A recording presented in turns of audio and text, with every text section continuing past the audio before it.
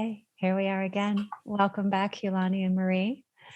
Feels like we had so much that we were touching on in our last conversation together that it was all three of us wanted to dive a little deeper into one particular topic, which is basically the experience of being a Black sheep. We could also stretch that into part of our conversation last time about the wounded feminine is, and I probably would say just wounded humanity, is being exiled and all the different ways that we become exiled. So I just thought we would open up the show today, just maybe both of you speaking to what does it mean to be exiled in your life and how you're experiencing that in the world in general, however you want to take it.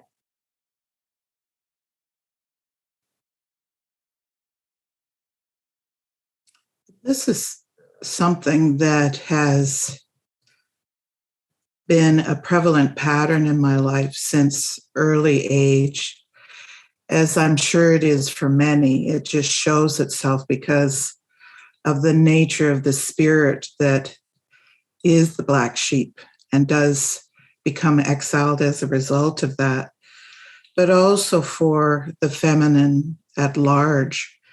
And for me, being exiled means our voice is not being received. There's no room for our voice to be expressed, where people endeavor to shut us down so that we're not heard. And even to the extreme of being kept away from our people, whatever that expression is, whether it's our blood family or whether it's a soul family that we have built throughout the years of our journey. And the feminine at large, I feel, has been exiled and continues to be exiled through misogyny. So as she rises, as the feminine rises, there's a polarity that at the same time is trying to shut that rise down and keep us small and in the closet. And when we develop the courage to speak up and speak out, we find ourselves often alone in that speaking up because we're standing on the edge of something new. We're standing in a place that's rocking the boat with the existing social and cultural structures. We're saying no to something that the rest of humanity has been saying yes to for centuries. So suddenly we're in an arena going, okay, this is my truth. Where is everybody? And when people are curious enough to show up to listen, we get both sides of the coin, those in agreement and those who are not in agreement. Yeah. Do you have a specific example before we move to Marie that you could share about how this is playing out currently in your life, or a big pattern that has been playing out over time? Currently, it's not playing out in my life.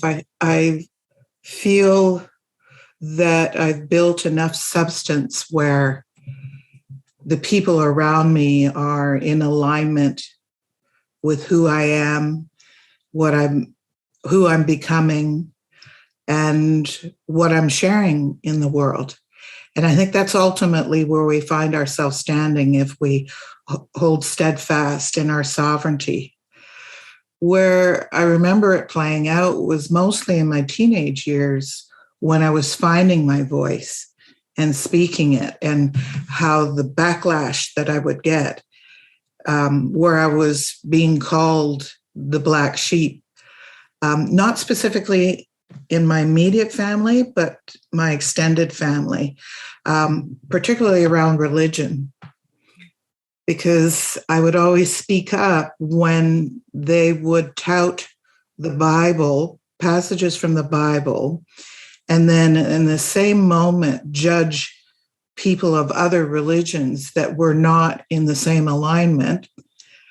And I found that very unchristian-like, and I would say so, which they did not like. Not well received. No, it was not well received.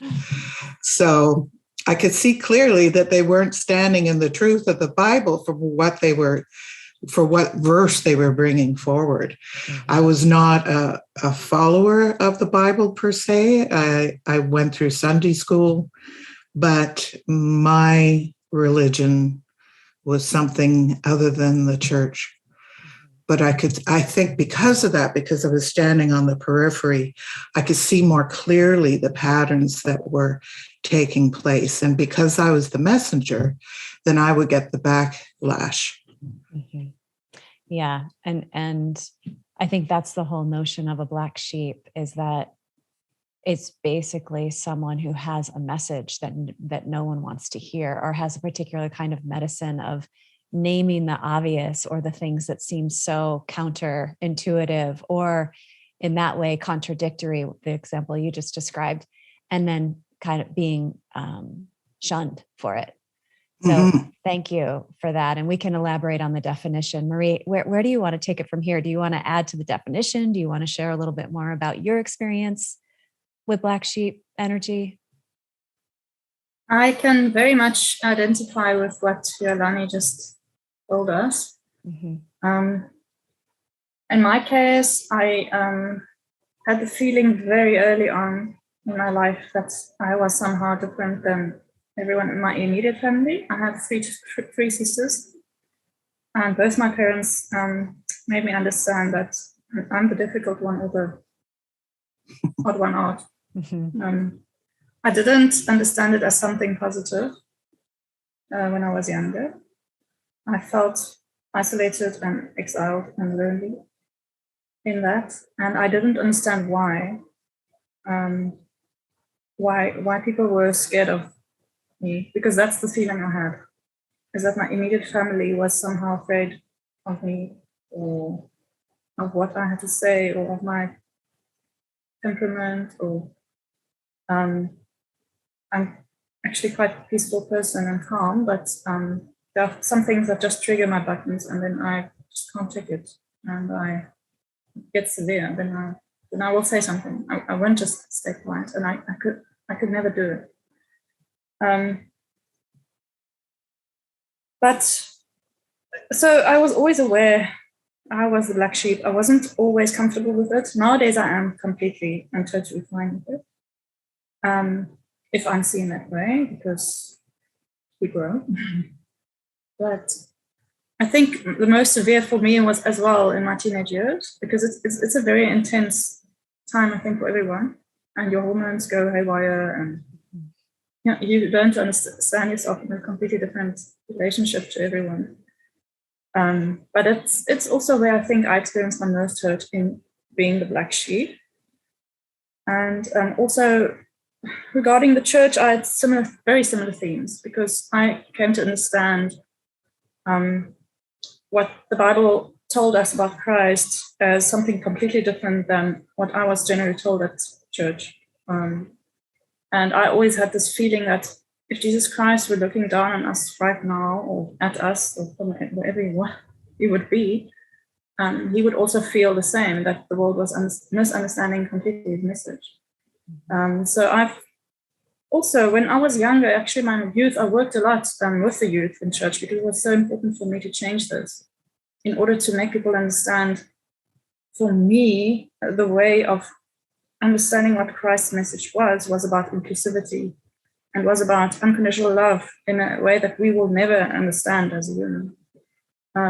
So I tried for a while, until I just realized I'm reaching a boundary here with a church that would not accept the wholeness and the oneness and the total and completely unconditional. There's no condition to this love that we have inherited. We don't do anything for it. So I very much understand what you were saying, Yolanda. I had similar experiences until I decided this is not for me. It conflicts too much and it takes too much energy for me to try and convince people that they misunderstand the Bible, because most of the people in church choose to understand it in a different way than I do. And for me, to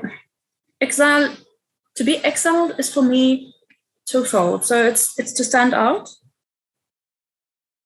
but not to always stand out for something positive in the way that society sees it. And everything you do and say is noticed by a few in a positive way, but by most in a negative way. So that's what my experience basically. Mm-hmm. Yeah. What was that last statement? That's what your parents, did you say? I didn't catch that last statement you just made. So for me, to be exiled means, in a way, to be noticed. Yeah. And it's not like you choose it. It's being a black sheep between white sheep. People notice you. Mm-hmm. And not everyone likes that.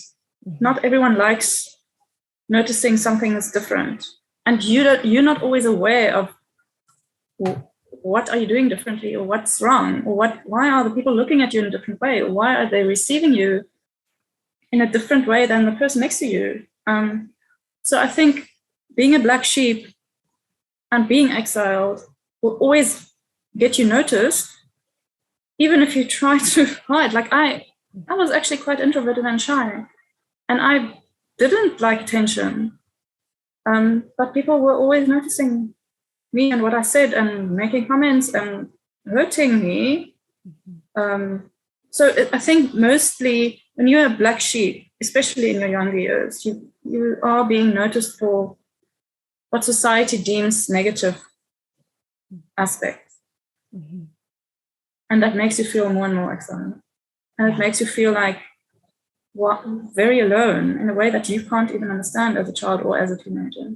Mm-hmm. Because there are people surrounding you, but why do you feel so alone? Until you start connecting with other black sheep, and that's what actually saved me, or made me accept myself more.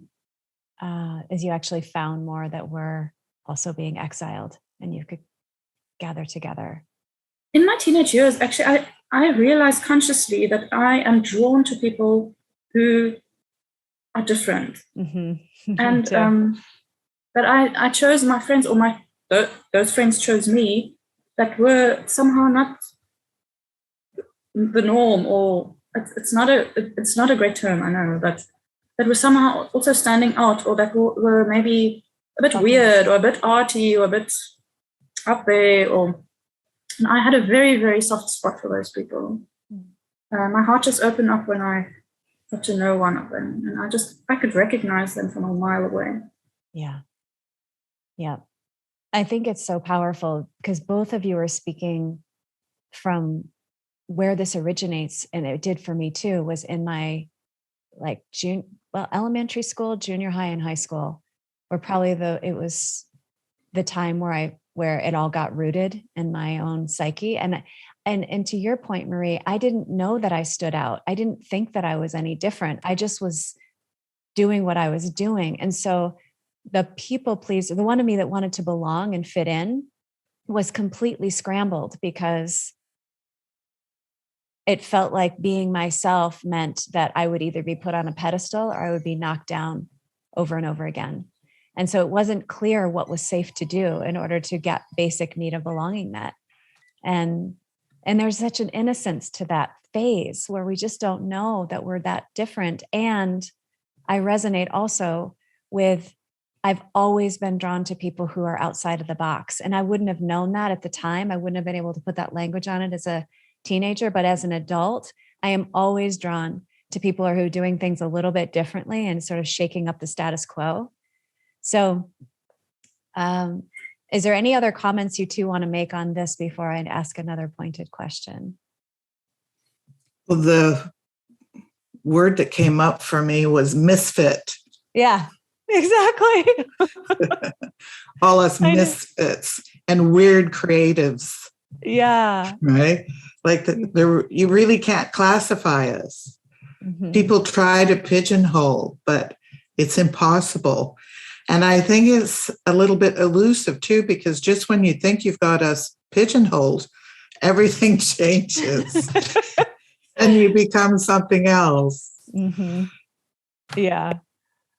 And I think if we tie this back into sisterhood that we were talking about the last time, my experience there was my soul sisters were trying to pin me down just when they thought they were getting comfortable with where I was at. Something would change and then they would disappear. They would just not be there anymore. And then new sisters would arrive and then they would disappear. So I could never really hold on to any of them as steadfast friends that I could rely on. I noticed Marie and I are both shaking our heads. Yes. So, Marie, do you want to say more about that, of just people coming and going? Yes, I have definitely. That is also my experience until this day. Mm-hmm. I believe, I want to believe that it actually teaches you to rely on yourself and on your heart and on your intuition, and that everything you're actually searching for isn't to be found in another person, and it's to be found into you. But it does feel like a very lonely journey sometimes. Because you have these human instincts that you want to hold on to people and you want to rely on people and you want to have some kind of permanence in your life and in your friendship. But same experience. Yeah. And regarding my early years, I just wanted to add something quickly because I just thought of, think of these things. I just remembered that in kindergarten, I can remember the person I felt most love towards was a little black girl. And I was in a German kindergarten. So it's basically blonde German kids there, even though I was in South Africa, but there was a black girl who was also German speaking. And my heart just opened up every time I saw her. And she was tiny and little. And I still remember she often fell asleep in kindergarten. And I would place a blanket over her like a little mom. And I just had this extra love for her. And if I think about her today, it's just I loved her a lot. And I don't know whether you sense who needs this more than people who have different kind of background or different kind of upbringing. And talking about feminine energy, and the weird thing was, since kindergarten, it was actually the boys that were very drawn to me. And in kindergarten, obviously, it's not the reasons that we will be able to pinpoint, but I sometimes wonder how that came about, because surely they were drawn to feminine energy. I don't know what it was, but I think in kindergarten I played more with boys, even though I wasn't rough. I was just me. Mm-hmm. I was gentle and soft and warm and creative. And so that's just an interesting thing I thought of. Mm-hmm. And I remember the first day I was actually my first day at school, at proper school. I felt very different than everyone else, and I couldn't place my finger on why. And I consciously, I think it was the first time I consciously had the feeling that I was different. That I looked around me, and because they were doing a little welcome dance in our courtyard of the school, and it was, I think, 6th graders doing the dance in an inside circle, and then the outside circle was us new 1st graders. And everyone was so excited to take part in this dance, and I refused. And I just looked at the story, and I couldn't explain to myself why. I just looked at the story, and I decided, no ways I'm doing this. There is no ways. And it wasn't like I was a shy child. I knew some of them from kindergarten. I just refused. And it was the first day in my life I remember consciously knowing that something different about me. Why am I why is everyone enjoying this except me? So I think it's little experiences like this that make you wonder, why am I so different than everyone else? And you can't find the answers until much later. Yeah, that's an amazing story, because it was so early in life where you just knew something about that dance was off and it wasn't aligned, and you were able to say no. And it sounds like you weren't overpowered to do it by teachers or anyone else. You could actually have your own moment, which I don't know how often that actually happens. I feel often myself, I was forced, my no became more forcing me to do something than honoring my no, which was very confusing. So, Hualani, do you want to add anything to that?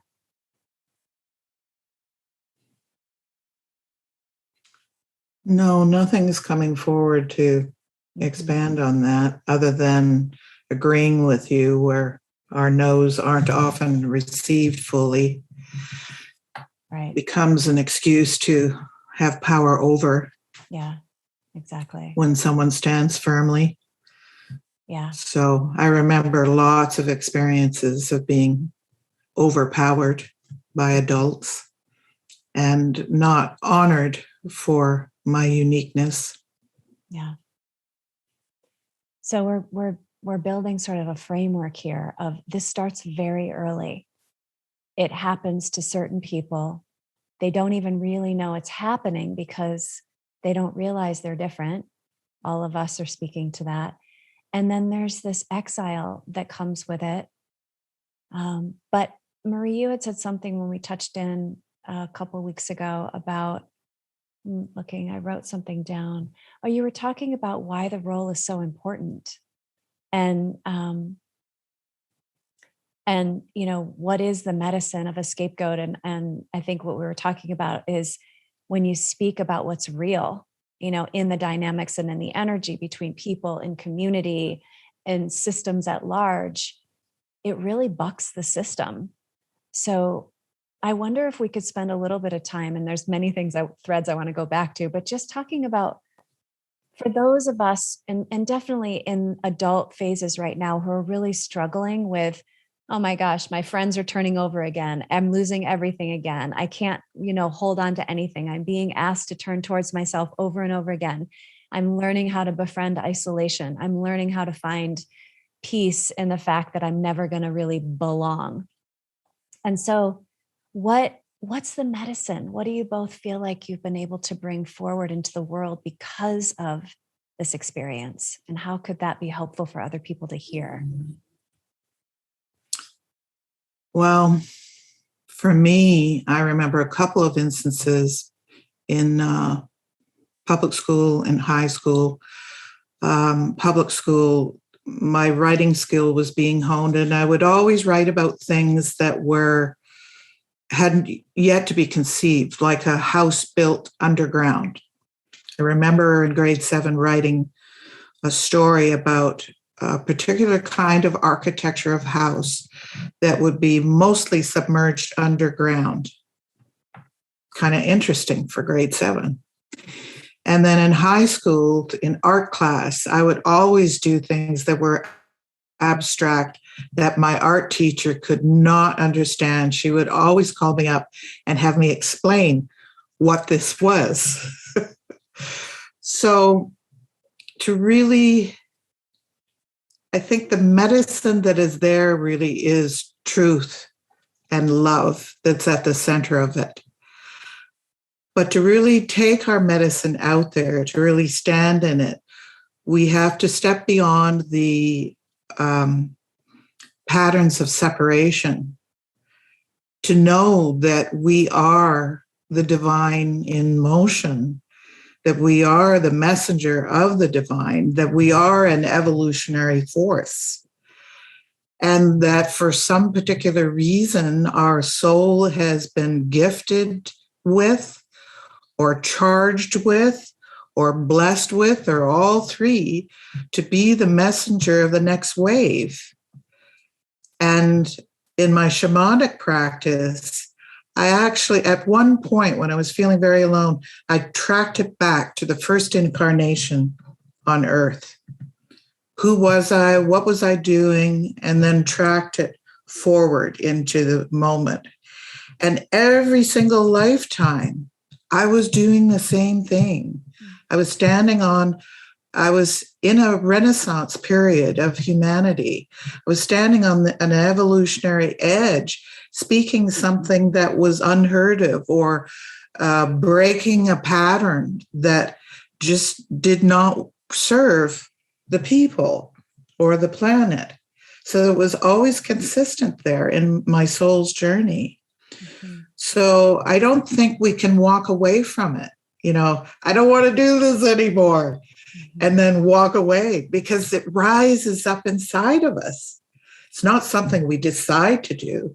It's just there to speak it, which takes it to a place that I call Holy Exile.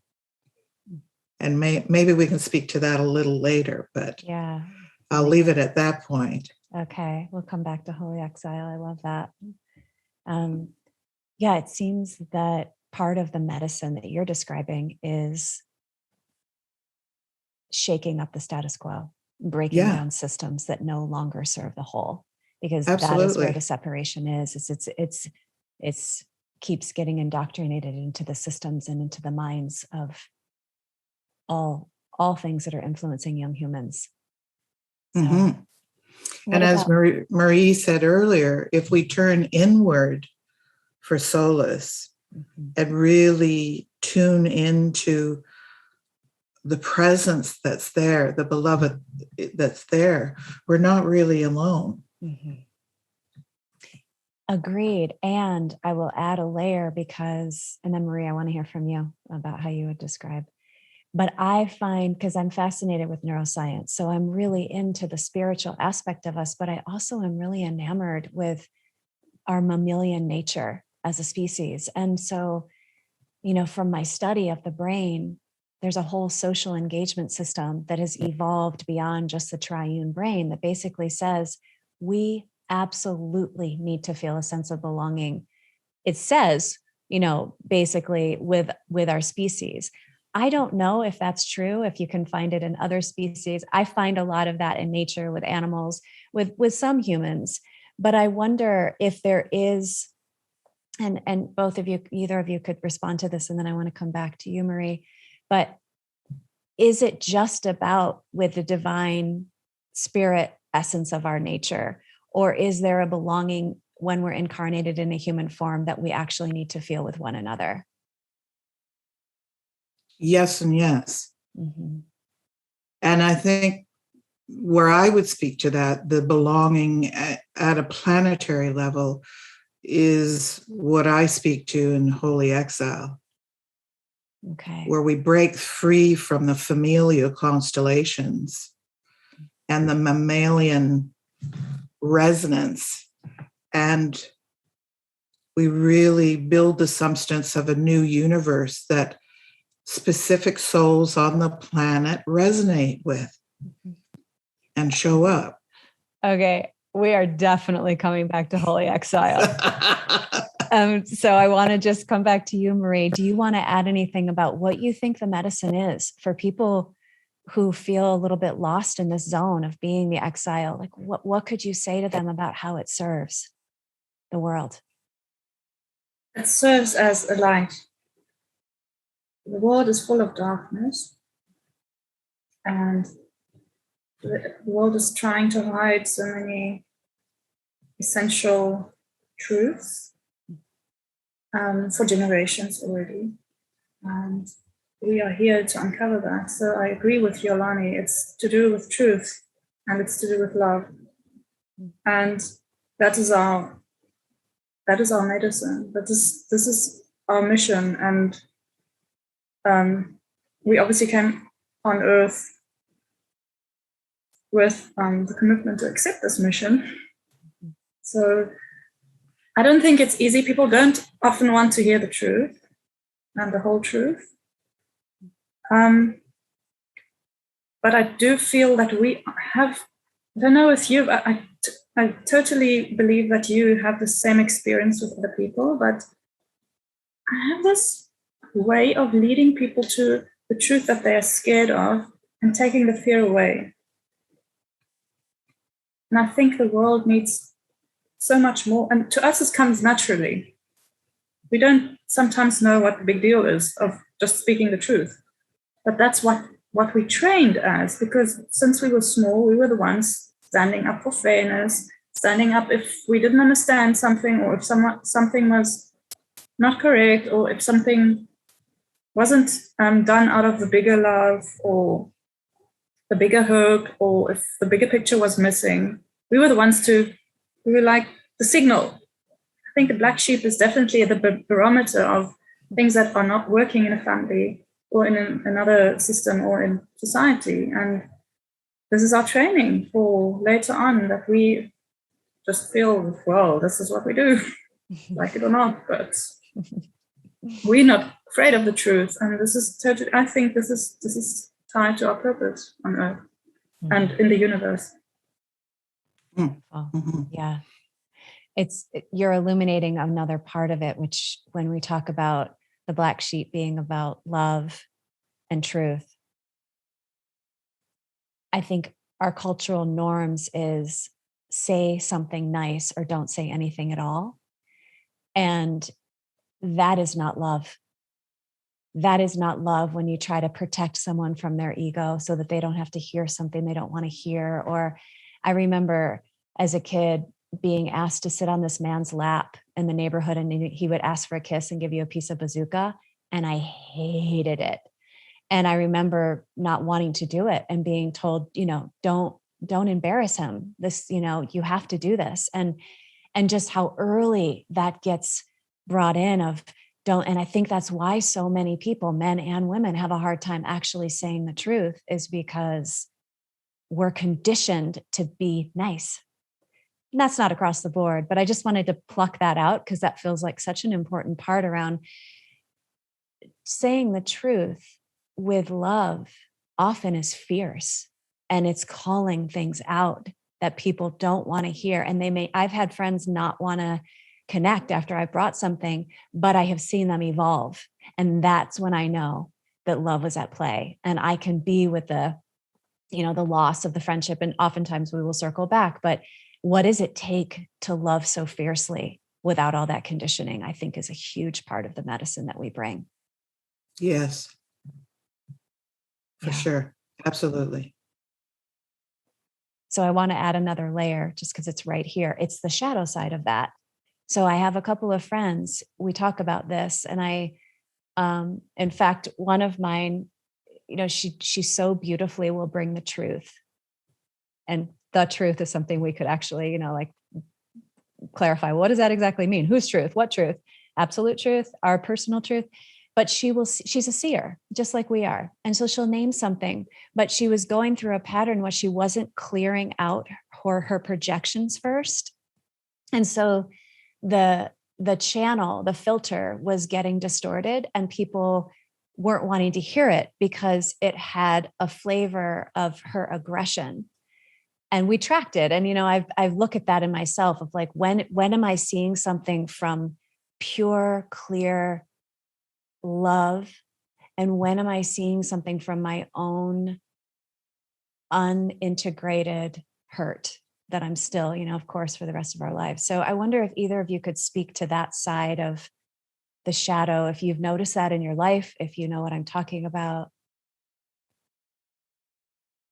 Well, I think it's essential that as light bearers, that we do our own work, that we scavenge the darkness for those little bits that are unintegrated, to be empty vessels of that truth and love. It's absolutely essential. And also part of that shadow is knowing that you have that medicine where you go looking for those rifts in the people that you're with. instead of just sitting back and waiting for something to show itself, which to me tells me I was meant to see it, versus me scoping it out and digging the knife in. See, which probably comes from our own childhood. Or that pattern of enjoying the drama of what we stir up. Right. I love the honesty. Yeah. I think that can be a shadow in the pattern. I mean, in this medicine. Yeah. Yeah. Yeah.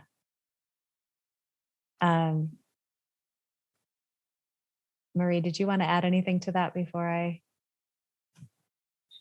Yeah, I think we can all identify with that. We are humans. Mm-hmm. I also constantly test myself and ask myself, I'm self-critical when I endeavor in uncovering truth, whether I'm doing it with a pure heart and whether I'm doing it for the benefit of everyone or for the sake of the bigger truth. Because yes, sometimes obviously our emotions get in the way or our history with someone. So yeah, I think that is an ongoing journey that we will probably find ourselves dealing with forever. But it shouldn't discourage us from seeking the truth. I think if we see it in someone else, we can try to lovingly address it. I think a lot of this work is also, unfortunately, because that's again the topic of belonging and losing people all the time, is that we have to let go all the time. We have to let go and say, maybe my path with you is over. Maybe it's not helping you to have me by your side all the time. And to be honest about when a path has come to an end. Yeah. Or to pause and to let go and trust. I've given you my little push that I was here for, I believe. And now it's up to you. And you're under no obligation to do something with this. But I cannot be by your side for you to fulfill this destiny that it is your path. So yeah, I think it's sometimes challenging. Yeah, no doubt about it. But I think you're teasing out another piece of the medicine, because if we're not attached to keeping friendships, forms, things in place the way that they are, we are willing to know in our own beings and body when something has hit a wall or it's complete, like hit a wall, needs a pause, or it's complete and there's a bowing and there's a letting go, even longtime friendships.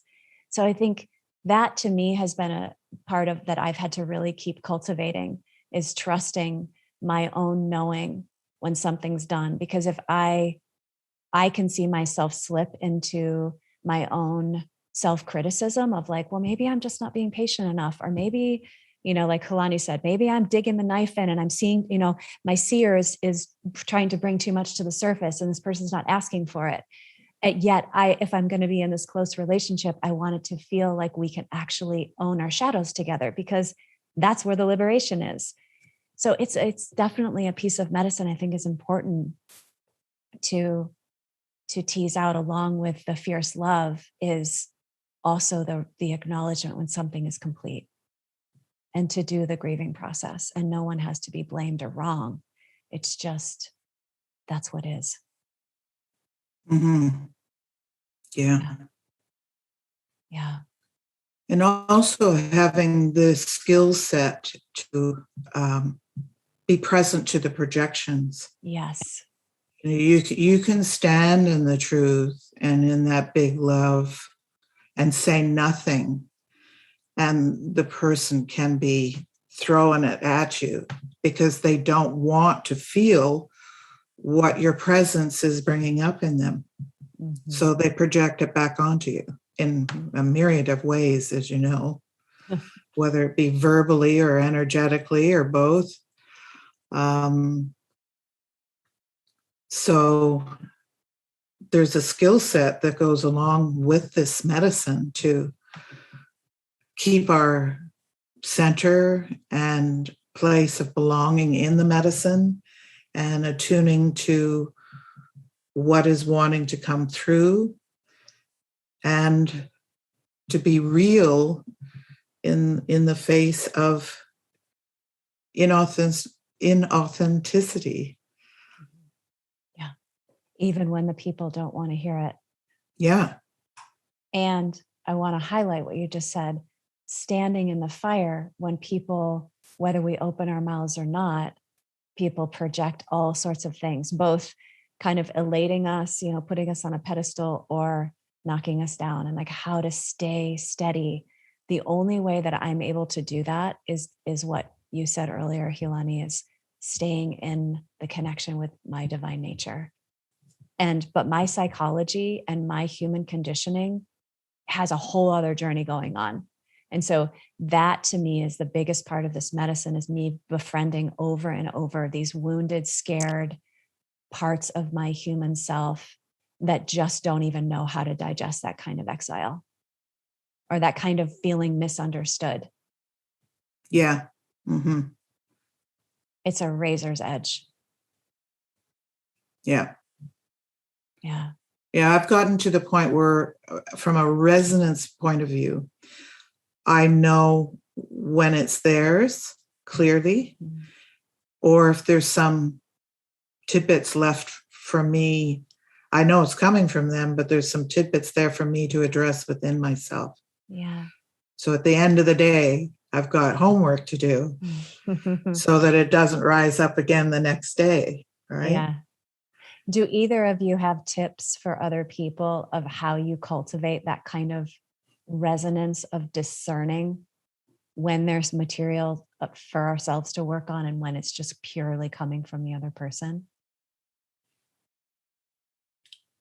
Most of my work is shamanic, so often I can do it on the fly, in that it's either an internal envisioning of me just swiping my arm through my energy field and moving it on, or literally swooping it with my arm or a feather. Or when I have space unto myself, I do something what I call inner sync.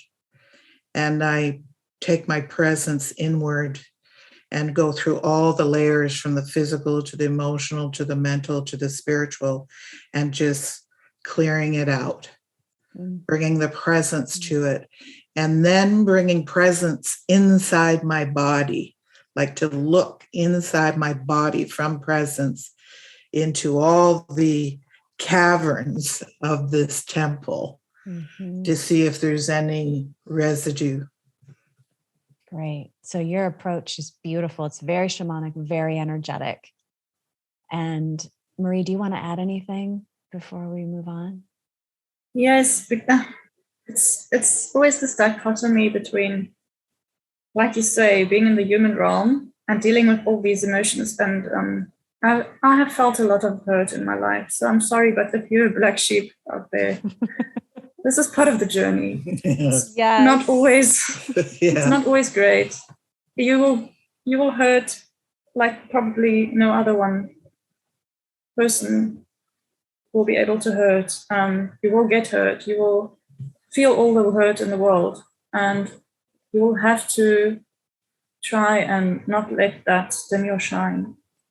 And for me, it has been a journey of, I think it's a simultaneous journey of self-acceptance and self-love, is to accept that you can trust your own intuition. You are this wonderful divine, and we all are.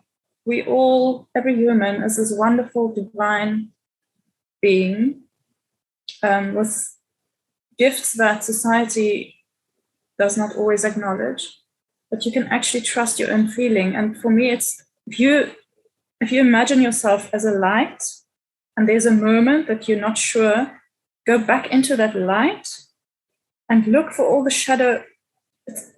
I can describe it as little dots of shadows. Also, almost like Hualani also described it, look for where it is in your body. Where does it not feel right? And that never lies. Whether it's yourself that you're trying to analyze for projection or for other motives for another person. You will feel when the truth is light. Love is light. I think it's basically the same frequency, and you will feel it.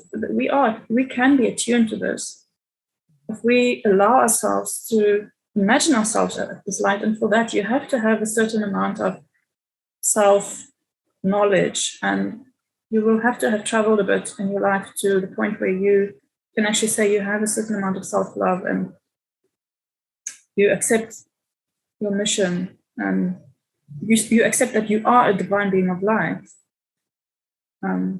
which is some days, I think, easier and sometimes not. But as a being of light, you are very aware of where the dark spots are, and that those are the spots of untruth or addiction or human error.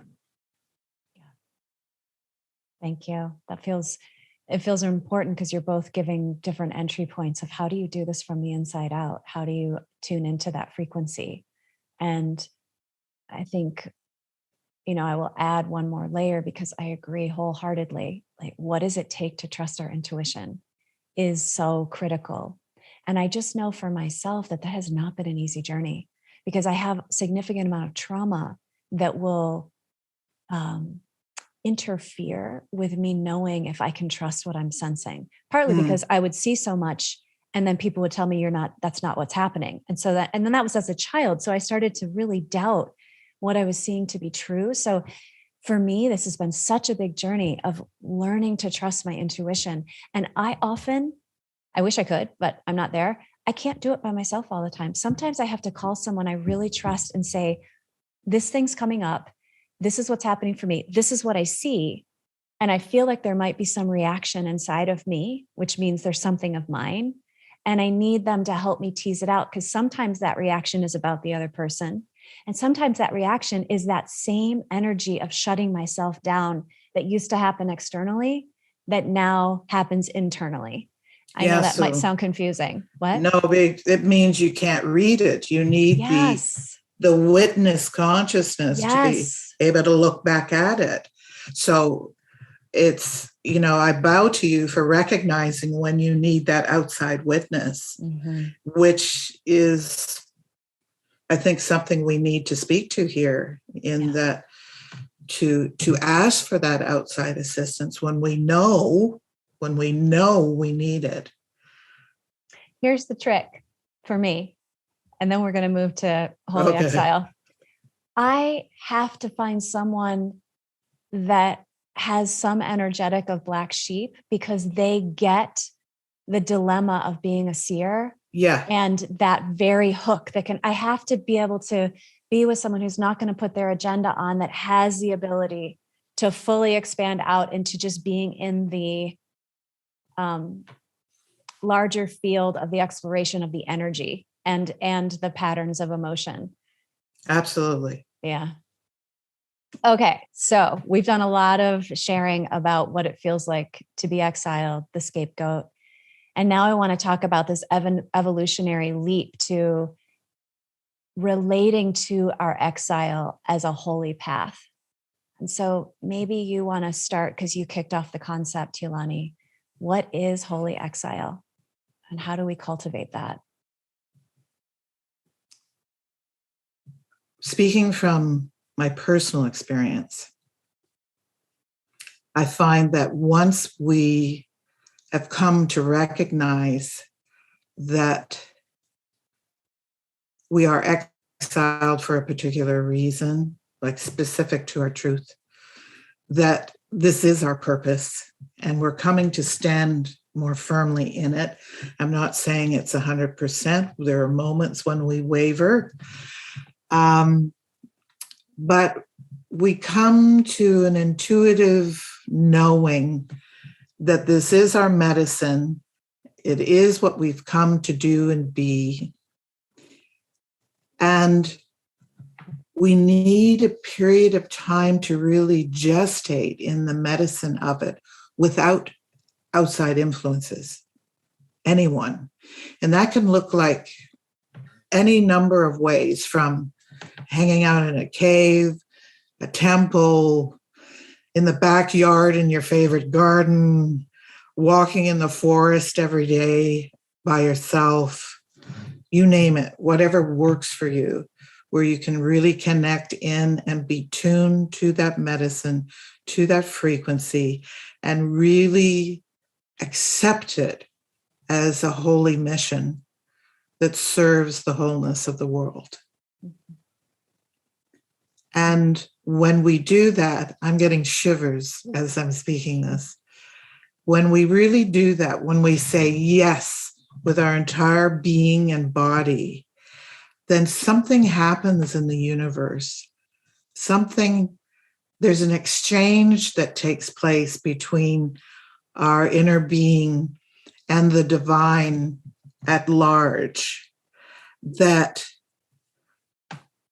becomes a cauldron of alchemy that starts to change our cellular structure and our energy so that our light can shine even brighter, so that there's a radiance that the world can see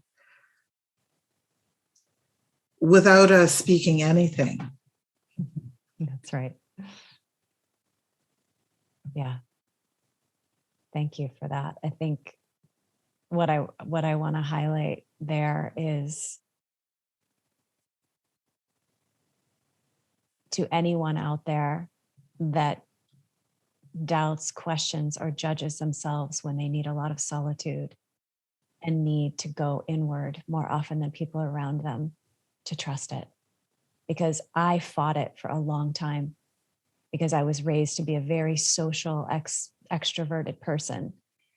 But what I found to be my pathway of healing was actually slowing down, turning inward, spending a lot of time alone, and having those roots that you're describing begin to grow so deeply that exile no longer has the same feeling that it once had.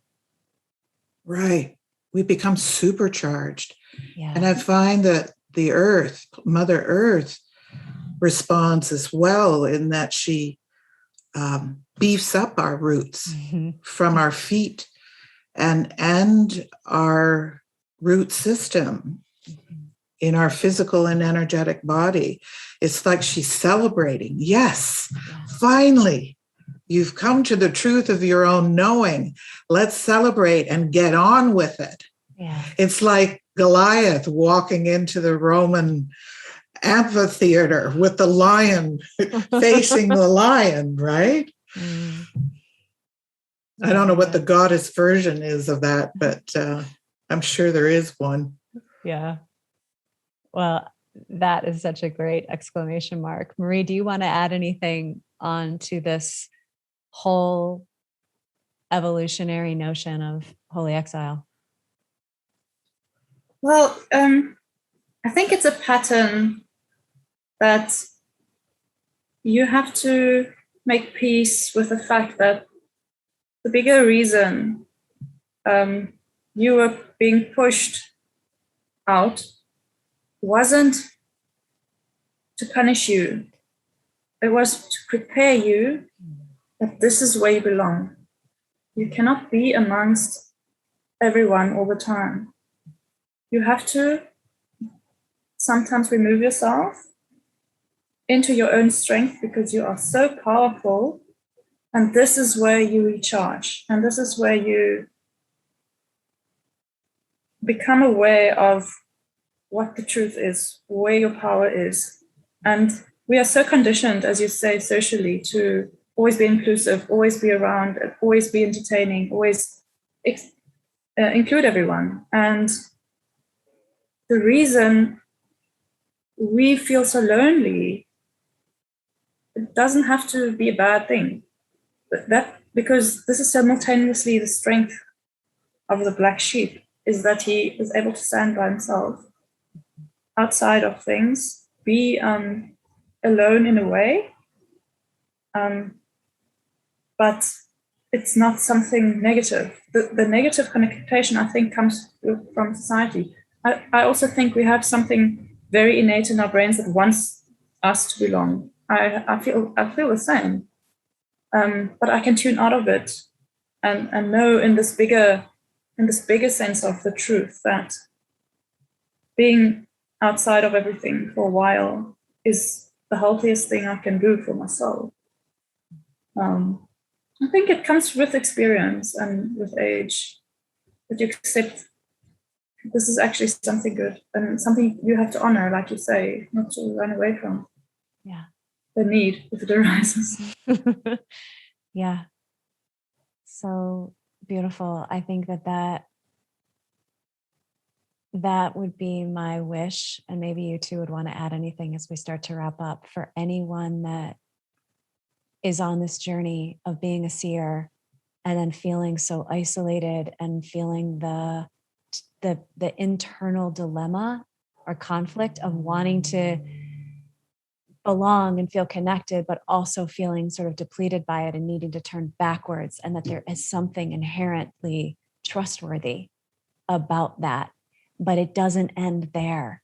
That's not the end of the story where you're sitting in isolation. There's an expansion that happens when we cultivate that much time surrendering into solitude, into whether it's 10 minutes a day or an hour in the forest or any of the things that Hualani had mentioned before, whatever it is that we prioritize our sovereign, sacred being as our consort, as our lover. Anything else you two would want to add as we wrap up? Wishes for people who are on this journey? To really recognize the magic in this adventure.